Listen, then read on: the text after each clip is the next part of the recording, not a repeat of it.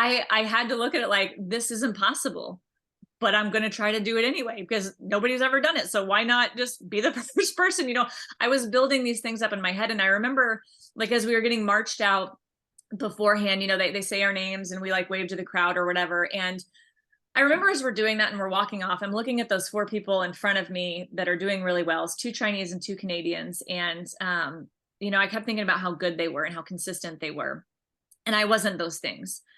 But I kept thinking, well, they were in practice, that it doesn't matter what you've done in practice. Like all that matters is what happens in the meet. So it doesn't matter. Like these 5 dives are really what does it. And this quote, I love quotes, I love verses. And so I hide them away in my heart and my brain so I can pull them out when I need them. And this one that I love kept coming to me, and it says, you don't have to have the lead if you have the heart to come from behind. And I knew I wasn't the fastest. I wasn't the strongest. I didn't get in the water the cleanest. I didn't have the most degree of difficulty, but I knew after what I had been through to just get there, that I had heart, that I had something maybe they didn't have, because I had been through this extraordinary 6 months building up to it. And as we started the finals, like the first 2 dives, I mean, I did good dives. They were solid. They were like 8, 8.5, but like the top 4 girls were getting 9s. So not only am I not closing the gap, I'm actually falling a little bit more behind. But I'm just trying not to think about it in the midst of the meet. I'm just trying to stay, in the moment in my dive. And the 3rd round is coming, 3rd of 5. And this is my best dive. And I know it's my best dive. And I'm like, all right, so I'm still feeling good. I'm like, this is going to be great. I put my headphones on, and this is going to date me a little bit. I know you've said we're the same age, so you're going to understand, but this was back before iPhones and iPods, and you can't just plug it into the wall to charge it up. I had a Discman, and it required 2 AA batteries. And my headphones, my Discman died in that moment going into my 3rd round. And, to get in that athlete zone that we love, that zone is that, it's that perfect place of like, you have the nervous, excited energy, but you can control it and put yourself in that place. It's that beautiful balance where you can just be in that flow state. And I love to listen to music like a lot of athletes to get there. I can pump myself up or bring myself down. I can make myself feel how I need to feel. But my Discman is dead. So I'm like, okay, what do I do? So like anybody, I panicked. I totally panicked, but in the middle of my panic, I kind of started laughing. So I'm like, this would totally happen to me in the most important moment of my life. All I did was not pack 2 extra AA batteries. Like, this is so dumb. And I started laughing and realized that at the Olympic trials, when I got 10s on this dive, I didn't have headphones on when I was on the 10 meter. When I got 10s on it at nationals, like 3 weeks ago, I didn't have my headphones on, up on the platform. Like, I don't have music on when I'm doing the dive in the competition. Like, I can do this without music. And I had prepared for this, and I ended up giving myself like the world's greatest pep talk walking into it. This is my best dive. I know I can hit it. I know exactly what to do. And I remember when I walked out, like they called my name, they blew the whistle, and I walked to the end and I put my arms out. And I just knew before I went, like, this is going to be amazing. And it was like 9s and 9.5s, drilled it. It was great. So excited. My coach was like, awesome, calm down. You got 2 dives left, and I'm like, okay, whatever. I dip in the hot tub.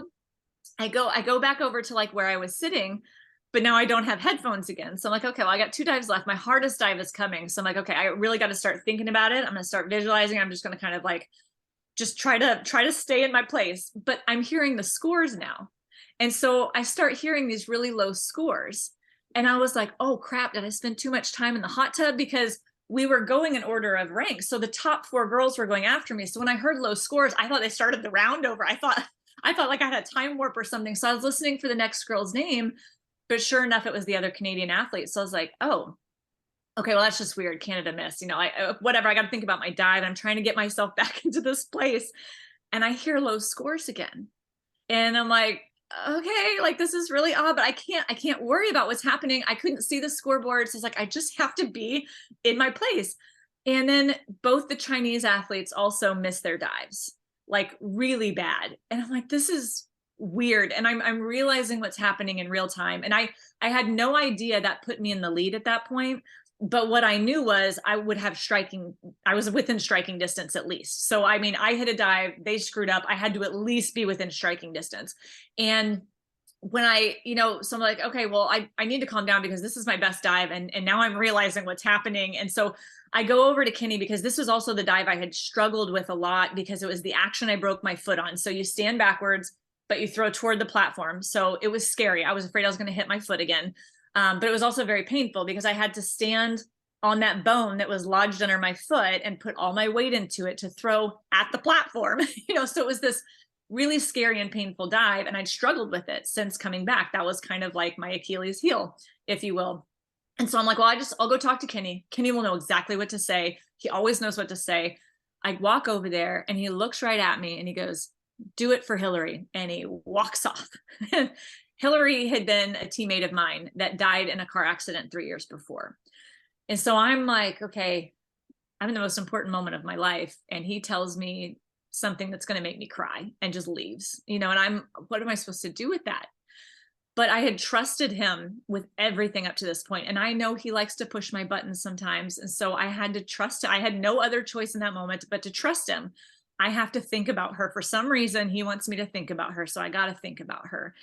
And as I'm walking up the stairs, I just started thinking about a lot of things that had happened, like leading up to the event. And Hillary had been a really good gymnast. She was the first alternate on the 1992 Olympic gymnastics team. And she had started diving a year later, the same time I did. And so our team kind of became fast friends. We were a whole group of ex-gymnasts together. And so I'd had conversations with her, like, do you think if you got to trials again, like for diving, would you go? Would you try to make the team again? And she's like, I don't know if I could come so close and miss again. But if anyone on our team is going to do it, it's going to be you. And I kind of realized in these moments, as I'm thinking about this is what I'm thinking about walking up the platform, not my dive, not anything going on, but I'm thinking about her in these conversations we've had. And I realized that this was an opportunity she always wanted, but would never have. And I realized that I had all these teammates. When I was up there on 10 meter doing pretend dives, I looked like an idiot and people were making fun of me in the swimming pool. I was like, how is pretending to dive going to get me to the Olympics? But these little stinking kids on my team started cheering for me. And I would do like a pretend entry and they would start clapping and be like, I didn't see a drop of water. I'd give it a 10. And they were like, they made me realize that I wasn't alone in it. And I realized in that moment on the platform that this might be their opportunity. Those kids, not all of them are going to get this opportunity. And so I realized that this was way bigger than just me with this dream of getting a gold medal. And it gave me purpose. And I remember walking to the end of the platform and turning around and lifting my arms. I felt like I was 6 feet tall. I'm not anywhere near 6 feet tall. I felt huge and I wasn't scared. And I was like, if I'm going to hit the platform, you better believe I'm going to hit it looking good. And I am going to do everything I can to do this action. And it was the best one I had done since I broke my foot. And that kept me in the lead. And I really think that was the moment that ultimately helped me win the Olympic Games because I realized it wasn't about me anymore.